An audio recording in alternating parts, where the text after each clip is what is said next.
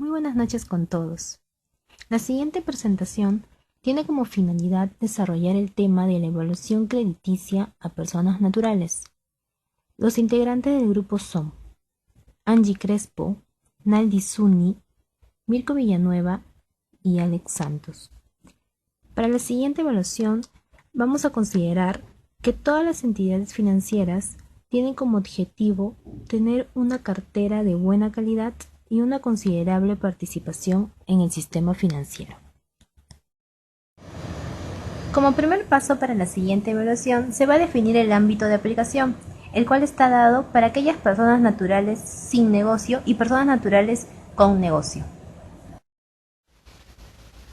El segundo paso para la evaluación crediticia será la segmentación de clientes, la cual puede estar relacionada con los productos de la entidad financiera o de forma general tener dos segmentos: las personas naturales con o sin negocio o si no asociado a las categorías de renta según la normativa de la SUNAT, en la cual tenemos 5 categorías, donde la primera categoría se encuentra definida por aquellas personas naturales cuyos ingresos es producto del arrendamiento o subarrendamiento de precios incluidos sus accesorios. En la segunda categoría están aquellas personas que generen ingresos por los intereses de la colocación de capitales, cédulas, bonos, garantías y créditos privilegiados. En la tercera categoría están aquellas personas con ingresos derivados del comercio, la industria o minería.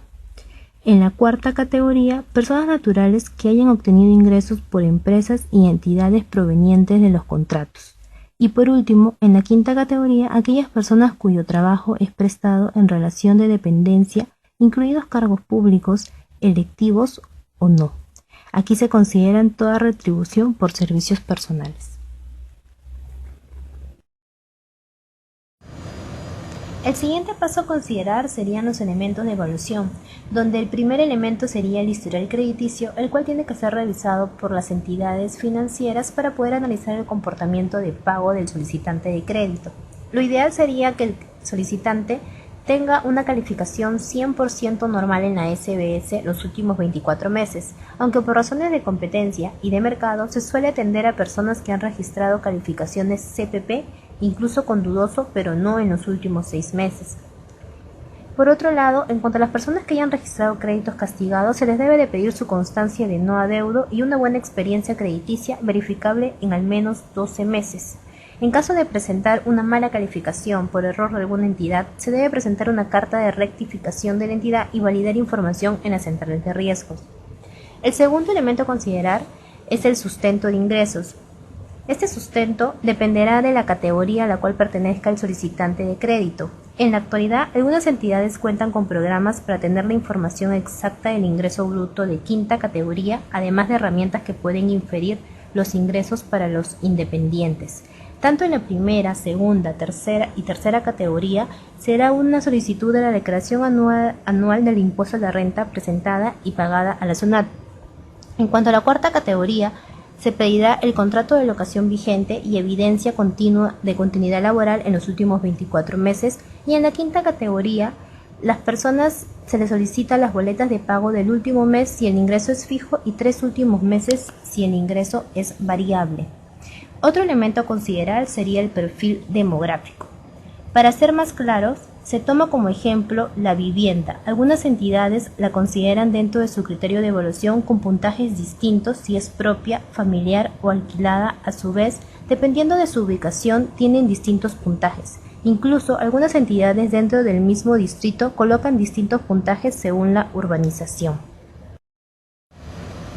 El cuarto elemento a considerar sería el nivel de endeudamiento, el cual es la relación entre la cuota mensual de la deuda y el ingreso mensual.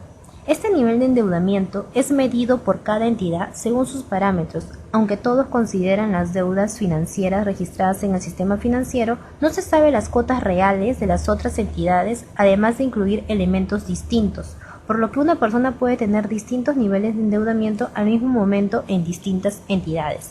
El quinto y último elemento es la deuda máxima, la cual es la relación entre el monto máximo que puede tener una persona y sus ingresos. Este elemento sirve para poder limitar la probabilidad de sobreendeudamiento de los solicitantes de crédito. La relación común es de 7 veces el ingreso.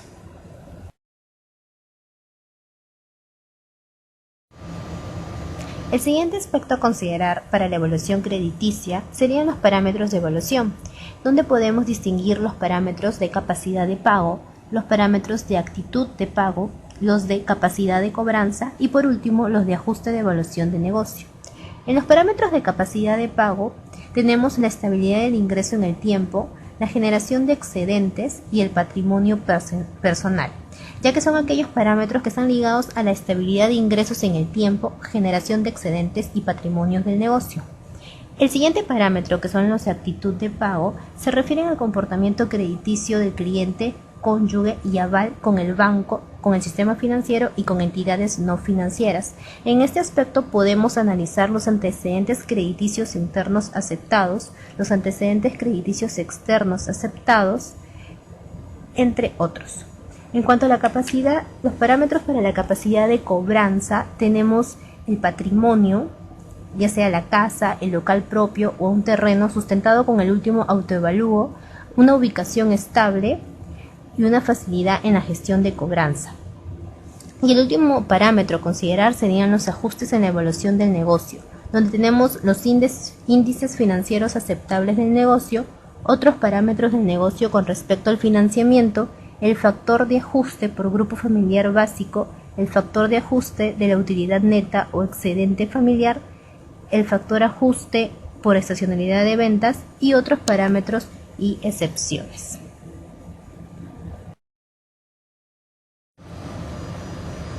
El quinto elemento para la evaluación crediticia son los tipos de evaluación. Hay un tipo de evaluación para el cliente base, para el cliente de campaña y para el cliente referido. Para los clientes base, la evaluación es la más sencilla y rápida porque los prospectos ya fueron previamente revisados y filtrados. Hay bases aprobadas y bases preaprobadas. Las bases aprobadas tienen un filtro muy riguroso y cumplen con todos los parámetros establecidos por la entidad. Y en las bases preaprobadas tienen un filtro menos rigurosos y los ejecutivos deben solicitar una documentación mínima para que el solicitante de crédito pueda acceder al financiamiento. En cuanto a los clientes por campaña, es aplicable a aquellos que hayan incrementado sus ventas en determinados momentos del año, dadas las campañas ya sea por tipo escolar, entre otras.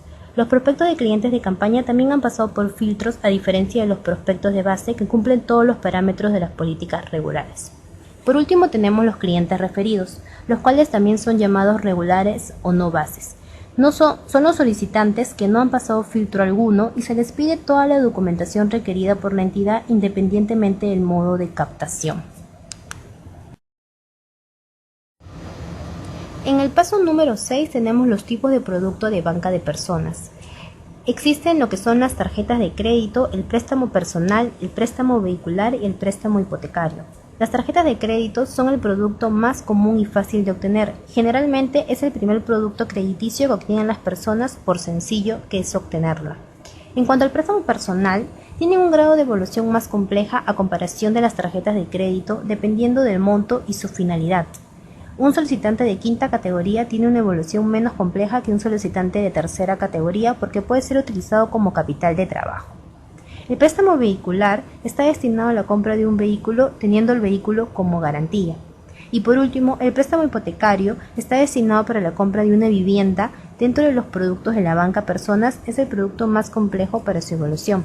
Su complejidad no solo depende de ser montos mayores, sino también por los subproductos que existen que tienen distintas formas de evaluar.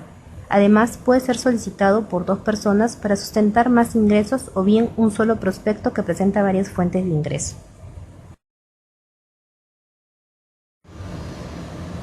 Conclusiones. Si bien el nivel de endeudamiento es medido por cada entidad financiera según sus parámetros, y a pesar de considerar las deudas financieras registradas en el sistema financiero, no se sabe las cuotas reales de las otras entidades, por lo que una persona puede tener distintos niveles de endeudamiento simultáneamente en distintas entidades, y puede que en el corto o largo plazo su flujo de caja se convierta en un alto riesgo de impago.